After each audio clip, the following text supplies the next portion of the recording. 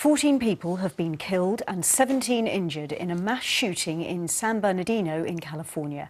A man and a woman armed with assault rifles and wearing military-style clothing opened fire at a social services centre. They were later shot dead in a gunfight with police. The motive for the attacks is not yet known. President Obama said the United States has a pattern of mass shootings that has no parallel anywhere else in the world. Well, our correspondent Laura Trevelyan is in San Bernardino. And Laura, first of all, do we know anything more about this man and this woman? We do know that Syed Farouk was 28 years old. He was an American citizen. He worked as an environmental health inspector for San Bernardino County Health Department. He was attending a party here in San Bernardino at a social services centre just around the corner from where I'm standing now. Apparently the police say he became very angry and he left.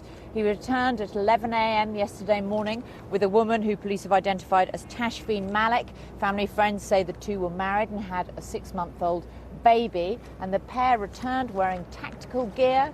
They were wearing masks, they were wearing body armour, they were carrying assault weapons, semi-automatic weapons.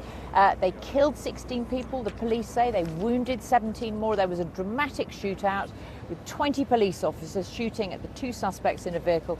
That ended with the two suspects dead. But now the question is, what was the possible motive? And police have been working through the night, searching a home in the nearby town of Redlands. They haven't determined the motive, but significantly they haven't ruled out terrorism. But there's also been speculation, was this some kind of a workplace violence incident too? It's all very unclear, but the police will be holding a news conference in the next couple of hours. And just a reference to some of the reaction we've heard from President Obama and also from the US Attorney General, Laura, saying that such violence has no place in the United States. But nonetheless, this is just the latest of so many mass shootings, isn't it?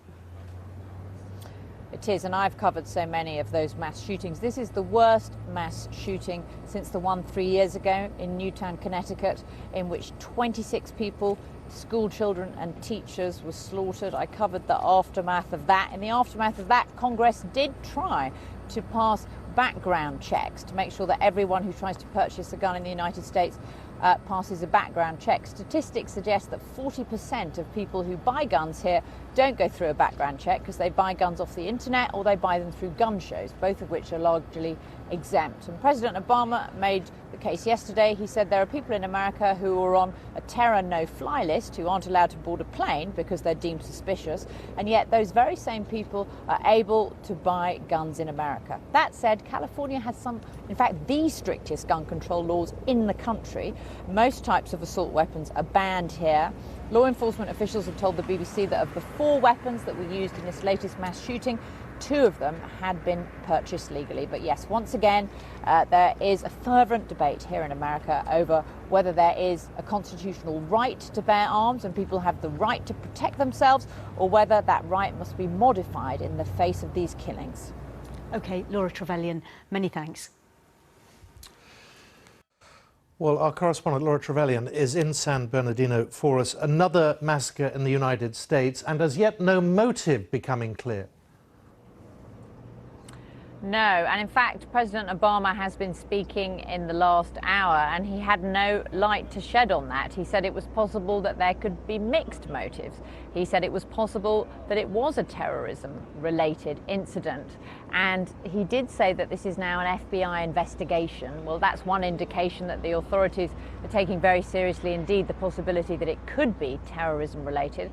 And the president said that investigators now will be going through all of the records of this couple, all of their electronic communications, sifting through everything about their life that can be divined, where they've travelled, who they've met, in order to build up a picture of what their possible motive could be. But the president also stressed that this could take some time, that we won't necessarily know today what exactly their motive was. And there's been speculation that this was in some way a workplace-related killing because Syed Farouk was attending this holiday party, as Sophie Long was reporting there, with his colleagues. The police said he left that party angry, and then returned wearing this tactical gear, wearing a mask with his wife, the pair of them carrying assault rifles, and then they went on this rampage which ended in their own death. So in some ways this has the hallmark of what we might expect to be a terrorist incident to look like, but on the other hand it also has a workplace element. So for all of these reasons, the president is saying it's not clear what the motive is. There could be mixed motives, it could be terrorism,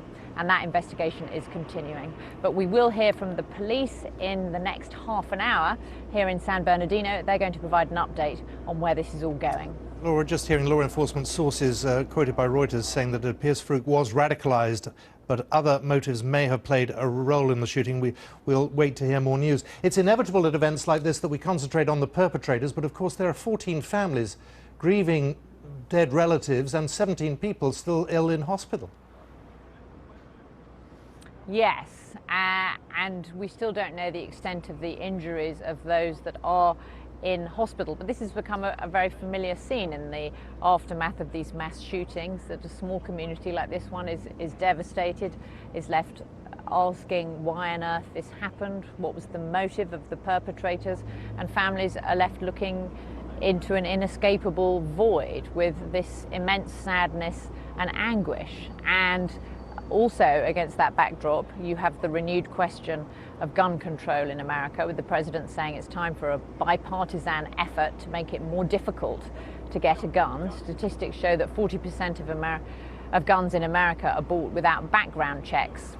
But in the last attempt to get gun control through was in the wake of the Newtown, Connecticut killings, in which elementary school children and their teachers were killed. 26 in all died. And even then, an attempt to get universal background checks on everybody who purchases a gun, whether it's at a gun show or over the internet, that attempt failed. And it does seem to be dividing once again along partisan lines. Laura Trevelyan, thank you very much.